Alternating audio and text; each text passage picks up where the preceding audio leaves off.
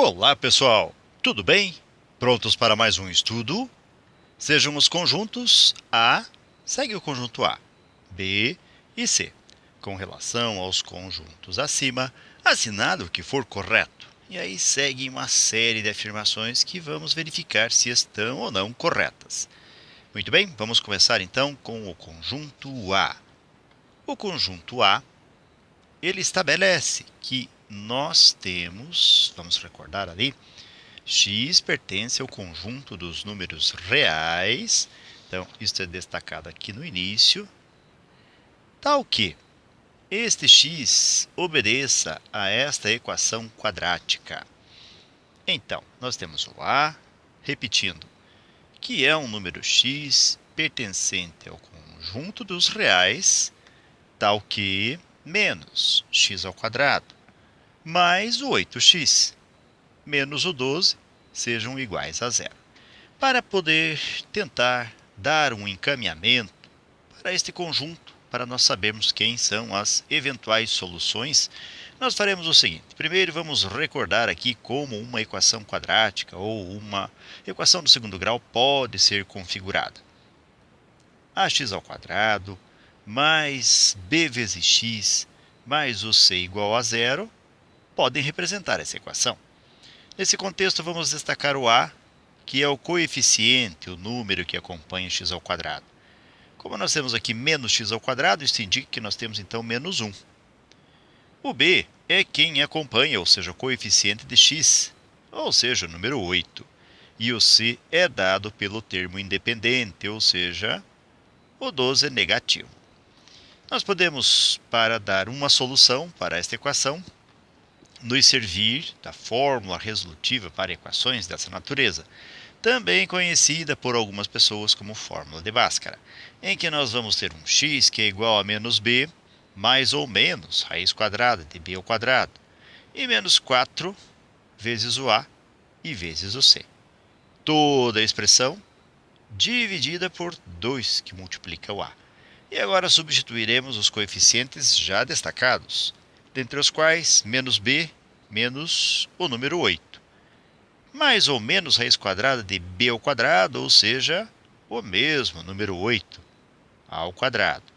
Menos 4 vezes o a, que é menos 1, e vezes o c, que é menos 12. E toda a expressão dividida por 2 que multiplica o menos 1. 2 vezes menos 1. Logo, x virá de nós fazermos menos 8, mais ou menos. Raiz quadrada de 8 ao quadrado é 64. Menos 4 vezes 1 é menos 4, vezes menos 12 vai ser menos, então menos 4 vezes menos 1 é mais 4 vezes menos 12, menos 48. Toda expressão dividida por 2 que multiplica menos 1, menos 2. Desenvolvendo mais um pouquinho, x vai ser igual a menos 8, mais ou menos, raiz quadrada de 64 menos 48, que é 16, dividido por menos 2. Então, x vai ser igual a menos 8. E mais ou menos, raiz quadrada de 16 é 4. E sobre menos 2.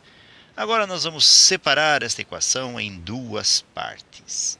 Vamos ter x', que vai ser a primeira parte, com o menos 8. Como nós temos mais ou menos 4, primeiro vamos pegar mais 4 sobre menos 2. Depois faremos x duas linhas, que é a segunda parte, menos 8, e agora menos o 4 sobre menos o 2. E desenvolvemos as duas partes. Menos 8 mais 4, menos 4 sobre menos 2. X' vai ser igual, menos 4 dividido por menos 2 vai ser 2 positivo. Já x duas linhas vai vir de nós fazermos menos 8 menos 4 menos 12 sobre menos 2. Ou seja, x duas linhas vai ser igual a menos e menos é mais, 12 dividido por 2, 6. Então agora nós conhecemos o conjunto A, qual seja, ele é composto por um x pertencente aos reais, e esses valores de x são 2 e 6. Então já determinamos o primeiro conjunto. Agora vamos ver o segundo conjunto. É um conjunto representado pelo B, em que x pertence aos reais, tal que 4 vezes x elevado a logaritmo de 2 na base x é igual a x ao cubo. Então, vamos dar aqui mais uma vez destaque a esta expressão. Bem, então recordando, a expressão nos fala que 4 multiplica um x elevado a um logaritmo de base x do número 2. E tudo isto igual a x ao cubo. Bem, nós podemos pensar agora de duas formas diferentes. Numa delas, nós vamos recordar um modelo matemático, que é uma das consequências de definição de logaritmo, em que uma certa base A elevado a um logaritmo da mesma base A para um certo número n vai ser igual a este próprio n. Nesse sentido, então, podemos dizer que se nós fizéssemos, entre aspas, um corta-corta, que na verdade não existe, mas é uma simplificação que pode nos auxiliar a lembrar mais adiante, o resultado vai ser este n, que é igual ao n já destacado. Logo, 4 vezes este x nós simplificamos com o expoente composto pelo logaritmo de base x. E o que, entre aspas, sobra vai ser esse 2 que nós colocamos na base, igual a x ao cubo. Em termos conceituais, não é bem isso que eu estou falando para vocês, mas neste contexto específico aqui nos auxilia a resolver, então nós utilizamos essa ideia. X ao cubo é x ao cubo mesmo, que vai ser igual a 4 vezes 2, que é 8. X ao cubo vai ser igual a, fatorando-se o 8, ou seja, começamos dividindo o 8 por 2, o resultado vai ser 4 por 2, e o resultado é 2, e dividimos por 2 novamente, e o resultado é 1. Ou seja, o 8 é 2 elevado a 1, 2, 3, 2 ao cubo. Então, x ao cubo é igual a 2 elevado a 3. Como nós temos os mesmos expoentes em ambos os membros, em ambos os lados da igualdade, podemos dizer então que a base é x e a base é 2 no segundo membro. Portanto, x tem valor 2 aqui. Logo, podemos agora dizer que o conjunto B é composto única e exclusivamente pelo número 2. E aí nós temos ainda um terceiro conjunto. Neste terceiro conjunto, que é o conjunto C, vamos lembrar quem é o tal do conjunto C, nós temos lá x pertence aos reais, tal que módulo, esse é o significado dessa expressão, de 3x menos 4 é igual a x mais 3. Então, agora nós vamos buscar o conjunto C. Vamos até, inclusive, escrevê-lo aqui. Lembrando, então, que x pertence ao conjunto dos números reais, tal que módulo de 3x menos o 4 é igual a x mais 3. Bem, vamos resolver essa equação modular. 3x menos o 4 em módulo é igual a x mais 3. Sem nos preocuparmos neste momento com formalismos mais pronunciados, nós vamos também aqui, para poder resolver essa questão, simplificar um pouquinho.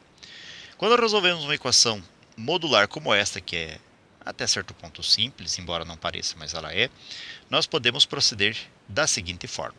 Nós esquecemos o símbolo de módulo num primeiro momento e apenas repetimos 3x menos 4, que é igual a x mais 3. Bem, resolvendo esta equação, colocamos o x no primeiro membro e o menos 4 no segundo membro, deixando 3x menos o x igual a 3 mais o 4. Logo, 3x menos x resultará em 2x, que é igual a 3 mais 4, que é 7. Portanto, se este 2 vier e dividir o 7, o x vai ser igual a 7 meios. Bem, lembre que foi dito que num primeiro momento vamos simplesmente esquecer o módulo, mas o módulo contém um pequeno problema. Nós consideramos aqui o segundo lado da igualdade como positivo. Porém, este resultado poderia ter sido negativo, ou seja, dentro do módulo ele poderia estar negativo. Aí, quando o módulo é aplicado, ele se torna, ou ele é exemplificado como sendo positivo. Logo, para nós determinarmos essa parte negativa, nós também, no primeiro momento, esquecemos o módulo, escrevendo 3x menos o 4, mas nós colocamos o sinal de menos aqui. Então, nós vamos ter lá x mais 3, entre parênteses, e menos. Esse procedimento é válido devido a uma das possíveis formas de se definir o módulo. Por exemplo, o módulo de um certo valor a, ele pode ser representado pelo próprio número a, se este a for maior ou igual a zero.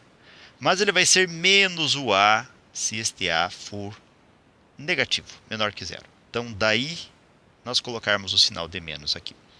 Bem, continuando, 3x menos o 4 vai ser igual a menos vezes mais, menos x, menos vezes mais, menos 3.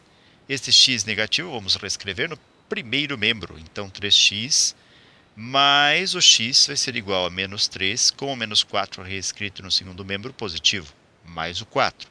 3 e 1, 4 vezes o x, que vão ser iguais a menos 3 mais 4, que é 1.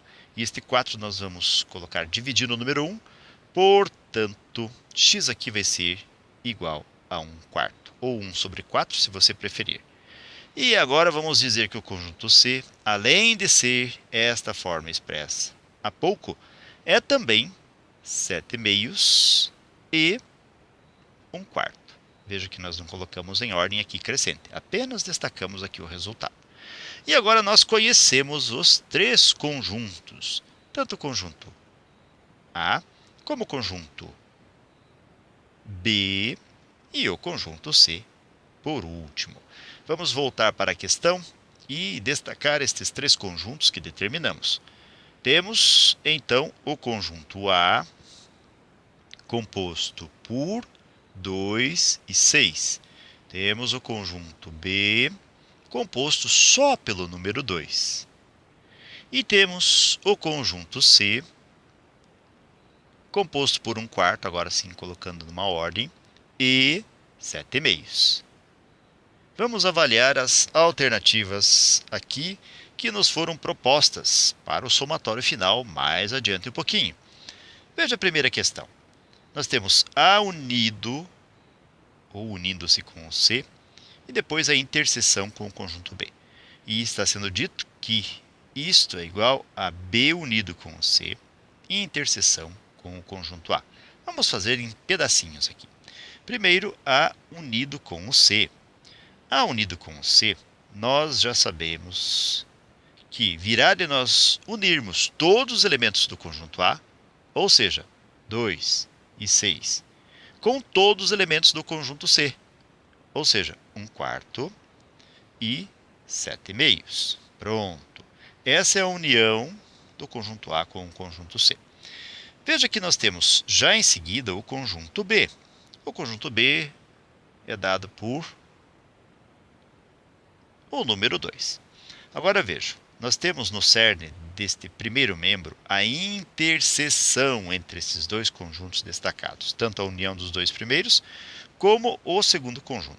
A interseção significa que nós vamos buscar elementos que sejam comuns, que estejam nos dois conjuntos ao mesmo tempo. E o único elemento que pode ser percebido é o número 2. Portanto, agora já podemos dizer que A unido com o C e interseção com o B é composto só pelo número 2, um subconjunto contendo o número 2. Então, a primeira parte, o primeiro membro dessa igualdade, nós já determinamos. Vamos para a segunda parte. Na segunda parte, nós temos o seguinte. Primeiro, B unindo-se com o C.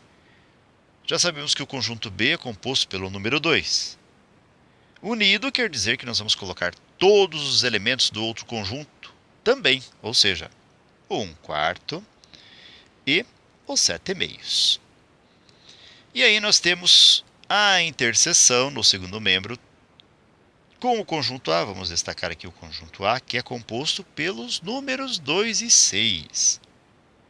Logo, agora podemos dizer que esta interseção que estamos procurando é a coincidência existente entre estes dois conjuntos, o da união e o conjunto A. E o único número que é comum aos dois conjuntos é o número 2. Portanto, agora podemos afirmar o seguinte. o conjunto B unido com o conjunto C. Interseção com o conjunto A é igual ao subconjunto 2. Agora, como nós temos as duas conclusões de acordo com a afirmativa iguais, nós vamos comparar se de fato são mesmo. Veja que aqui encontramos o número 2 e lá encontramos o número 2 também. Portanto, o número 1, a primeira afirmação, é verdadeira. Bem, vamos avaliar agora a segunda afirmação. Na segunda afirmação, nós temos o conjunto A menos o conjunto B. Eu costumo fazer o seguinte, galera. Eu coloco todos os elementos do primeiro conjunto, no caso, 2 e 6, que é o conjunto A. Menos o B, eu procuro aqui a interseção entre A e B. No caso, o que tem no A e no B ao mesmo tempo? O número 2. Então, nós vamos tirar o número 2 daqui. Logo, A menos B é composto pelo número 6. E no segundo membro da igualdade, nós queremos a interseção com o B. Ou seja, quais são os números que estão ao mesmo tempo em A e B? Em A nós temos o número 2, em B nós temos o número 2 também. Então, A inter B é dado pelo número 2. E agora nós vamos comparar o primeiro resultado, que é 6, com o segundo resultado, que é 2. Eles são iguais? Evidente que não. Portanto, a segunda afirmação é falsa. E o número 2 aqui é falso. Agora vamos verificar a afirmação 4. Na afirmação 04, nós temos a interseção com o B. Ou seja, o que existe no A e no B ao mesmo tempo? Nós já vimos isso na alternativa passada. A inter B é composto pelo número 2. E agora nós queremos também a interseção com o conjunto C. O que nós temos no conjunto C? Ora, nós temos 1/4 e 7/2. E nós queremos esta interseção entre A unido com B e o conjunto C. Veja que na interseção de A com B, nós temos só o número 2. E a interseção, antes eu falei A unido com B, mas é A inter B. Então, nós temos a interseção com o B, o número 2. E no conjunto C, não existe o número 2. Portanto, nós não temos interseção entre este primeiro conjunto aqui, de conjuntos, e o último conjunto. Se não existe interseção, então nós temos um conjunto vazio. Podemos dizer que aqui, no item 4, ele é verdadeiro. E agora nós vamos, então, verificar a última afirmação. Na última afirmação é dito o seguinte. Então, vejo que ela é um pouquinho mais elaborada aqui. Na última afirmação, nós vamos começar fazendo A unido com o conjunto vazio, que é essa primeira parte aqui. O A unido com o conjunto vazio é o próprio conjunto A, uma vez que no conjunto vazio nós não temos elementos. E nós queremos, na segunda parte, B interseção com o C. Bem, se nós formos procurar elementos de B, elementos de C, não existe interseção entre eles. Então, nós vamos ter aqui um conjunto vazio nessa interseção. E aí veja que na primeira parte, A unido com o vazio, que é o próprio conjunto A, interseção com B, interseção com C, que é o conjunto vazio, e aqui está sendo solicitado, então, a interseção do conjunto A com o conjunto vazio. Essa é a conclusão que nós podemos ver. Se você estiver sem entender, vamos fazer o seguinte, então. Vamos escrever aqui o que nós estamos vendo no item 8. Olha só, 08, com o A unido com o vazio. Esta é a primeira parte aqui. E A unido com o vazio, nós sabemos que é o próprio conjunto A. Então, já temos o resultado aqui. Interseção com o B inter C, que é essa segunda parte, e nós já vimos que é o conjunto vazio. Disso nós queremos a interseção.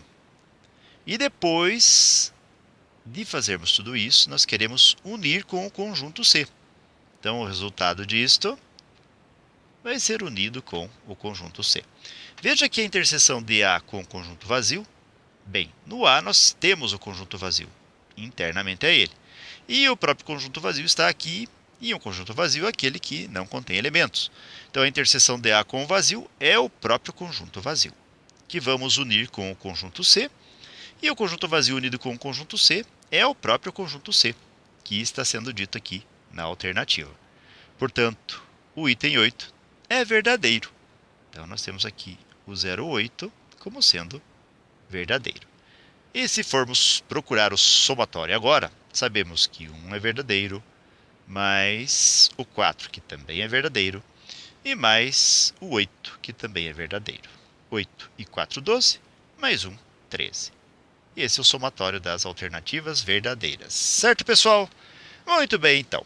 Com esse resultado, com esses pensamentos e considerações, chegamos ao final de mais um breve estudo. Desejo para vocês tudo de bom, muito sucesso em sua caminhada, que vocês sejam muito felizes, se puderem e quiserem, voltem outras vezes. E até o nosso próximo estudo. Até mais e tchau!